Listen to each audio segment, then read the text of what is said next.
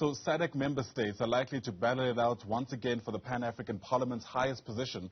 Presidential elections for that parliament are scheduled to take place later this month. However, the region still has to decide on which country may take the presidency.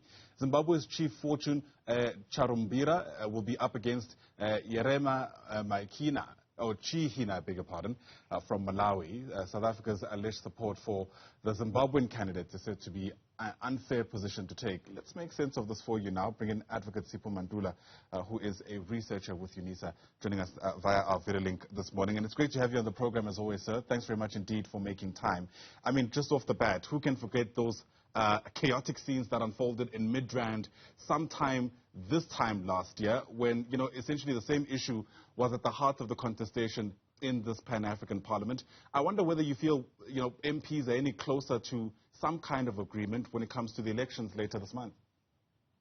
Refreshing morning, Ayanda, and even to your viewers, Jumbo Africa. Ayanda, I will say to you, indeed, it is quite true what you are saying, that taking us back, it is almost June 2021, when you saw the mayhem dilemma at the parliament in terms of rotation. I think we are back to that situation, because if you look at the leading story yesterday, alleging that South Africa is meddling, and when you look at the dynamics around the Pan-African Parliament to our viewers, we have tried to make sense to them that South Africa, it is carrying that cost of that parliament that is in halfway house, Gauteng province.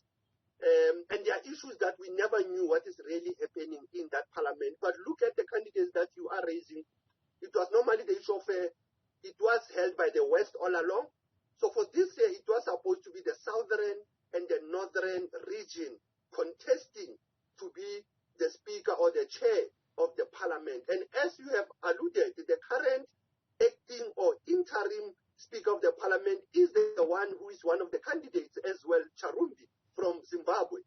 And now when you look, dynamics are that, yes, South Africa was aging and campaigning for Charumbi for the Southern Africa seat, because the issue of the rotation came very vividly clear when Ethiopia, last year, October, there was a meeting of the Special Technical Committee on Legal Matters that came out and said, indeed, rotation in that parliament has never been fair to even the southern region. So I think, Ayanda, we are going back to the same dilemma of, is this parliament all about elections, or is it about development of the African continent? Absolutely, because quite frankly, there are people who, outside of the chaotic scenes, aren't quite sure what the parliament is meant to do, because the parliament itself has never really done much outside of the bickering for the leadership position.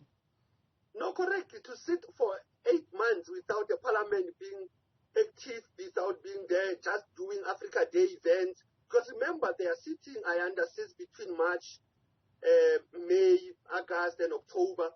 But this time is very common that it is too late, that it is June, towards end of June, and the contestation it is around only who controls the resources of the parliament, when actually I think the members of parliament, including from South Africa, should be giving us a sense, and I think it is the role of the media and the knowledge holders who are always giving insight about the role of the parliament.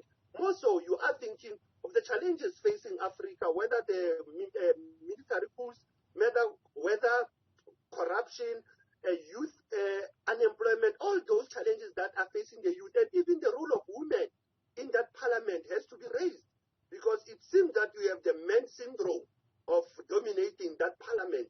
And that's why I think this is a very important exercise, despite, like I was saying to you, I'm not certain, Ayanda, whether will the members of the parliament, either from the Southern Hemisphere, agree, because the caucus of SADC was not supposed to fill 2 names, to be honest. Because once you have once you have Zimbabwe and Malawi, and you look at the dynamics of politics of these 2 countries, then you have to be certain. You know, moments like this need strong, decisive leadership. The sense I'm getting from you is that that's unlikely to be found not only in this parliament, but also among these 2 candidates.